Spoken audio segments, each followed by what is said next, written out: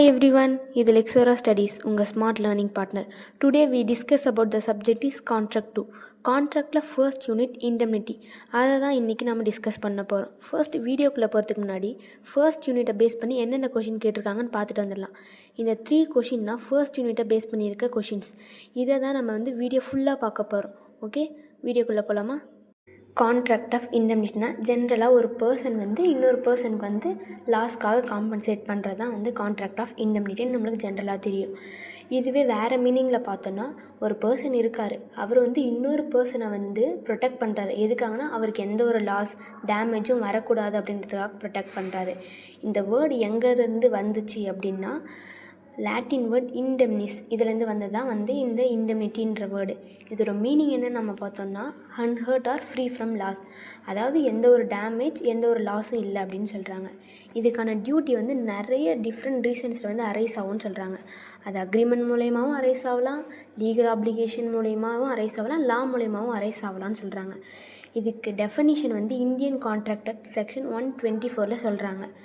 நம்ம a contract by which one party promises to save the other party from loss caused to him by the conduct of the promiser himself or by the conduct of any other person. அதாவது ஒரு party இன்னொரு பார்ட்டியை save பண்ணுறாரு. எதிலிருந்துன்னா லாஸ்லேருந்து. அந்த loss ப்ராமிசர் இம்செல்ஃபாகவும் இருக்கலாம், அதாவது அவங்களாலையும் இருக்கலாம், இல்லை அதர் பர்சனாலையும் இருக்கலாம் அப்படின்னு சொல்கிறாங்க. இதுதான் கான்ட்ராக்ட் ஆஃப் இண்டெம்னிட்டி. இது எக்ஸ்ப்ரெஸ்ஸாகவும் இருக்கலாம், இம்ப்ளைடாகவும் இருக்கலாம்னு சொல்கிறாங்க. இதுக்கு இல்லுஸ்ட்ரேஷன் நம்ம பார்த்தோம் அப்படின்னா ரவி பிரியாவுக்கு ஒரு ப்ராமிஸ் பண்ணுறாரு. இந்த மாதிரி என்னோடய கார் ஆக்சிடெண்ட் ஆனால் இவ்வளோ லாஸ் ஆன இதுக்கு நான் உனக்கு பே பண்ணுறேன் அப்படின்னு சொல்கிறாரு. அதே மாதிரி அவங்க பிரியா கார் ஆக்சிடெண்ட் ஆச்சுன்னா ரவி அதை பே பண்ணணும். இது கான்ட்ராக்ட் ஆஃப் இண்டெம்னிட்டி. இன்னொரு இல்லுஸ்ட்ரேஷன்னா மீனா அணுக்கு ஒரு ப்ராமிஸ் பண்ணுறாங்க. நீ எடுத்துகிட்டு போகிற கேக் கார்டனில் விழுந்து கொலாப்ஸ் ஆகிடுச்சுன்னா நான் உனக்கு பே பண்ணுறேன் அப்படின்னு சொல்கிறாங்க. இது கான்ட்ராக்ட் ஆஃப் இண்டெம்னிட்டி. இங்கிலீஷ் டெஃபனிஷனில் நாம் பார்த்தோம் அப்படின்னா கான்ட்ராக்ட் ஆஃப் இண்டெம்னிட்டி சேம் அதே மாதிரி தான் இருக்குது. பட் என்ன ஒரு சேஞ்ச் ஆகுதுன்னா அதில் கான்ட்ராக்ட் ஆஃப் இண்டெம்னிட்டினா ஒருத்தரை லாஸ்ட்லேருந்து ப்ரொடெக்ட் பண்ணுறது, அதே மாதிரி தான் இதுவும் லாஸ்ட்லேருந்து ப்ரொடெக்ட் பண்ணுறாங்க.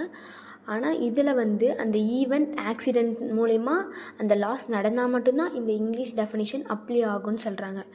அதே மாதிரி லைஃப் இன்சூரன்ஸ் இண்டெம்னிட்டி கான்ட்ராக்டாக ஆகாது அப்படின்னு சொல்கிறாங்க. ஏன் அப்படின்னா இண்டெம்னிட்டி கான்ட்ராக்டில் நம்ம ஒரு ஃபிக்ஸட் அமௌண்ட் ஃபிக்ஸ் பண்ணியிருப்போம். ஆனால் லைஃப் இன்சூரன்ஸில் அப்படி ஃபிக்ஸ் பண்ண முடியாது. ஏன்னா ஒரு பர்சனோட உயிர் அப்படின்றது ஃபிக்ஸ் பண்ணக்கூடிய ஒரு விஷயம் இல்லை. அடுத்து எசென்ஷியல் ஆஃப் வேலிட் இண்டெம்னிட்டி. ஒரு இண்டெம்னிட்டி வேலிடாக இருக்கணும்னா இந்த எசென்ஷியலாக ஃபுல்ஃபில் பண்ணணும்னு இருக்குது.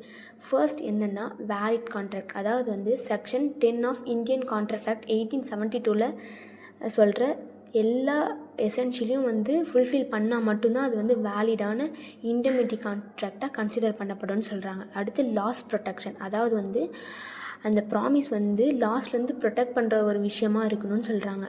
அடுத்து பார்ட்டிஸ், ஒன்லி 2 பார்ட்டிஸ் மட்டும்தான் இருக்கணும்னு சொல்கிறாங்க. அதாவது இண்டெம்னிஃபையர் அண்ட் இண்டெம்னிட்டி ஹோல்டர் அப்படின்னு சொல்கிறாங்க. இண்டெம்னிஃபையர்னால் அந்த ப்ராமிஸை கொடுக்குறவங்க, அதாவது ப்ராமிஸார். இண்டெம்னிட்டி ஹோல்டர்னால் அதை அக்செப்ட் பண்ணுறவங்க, ப்ராமிஸி.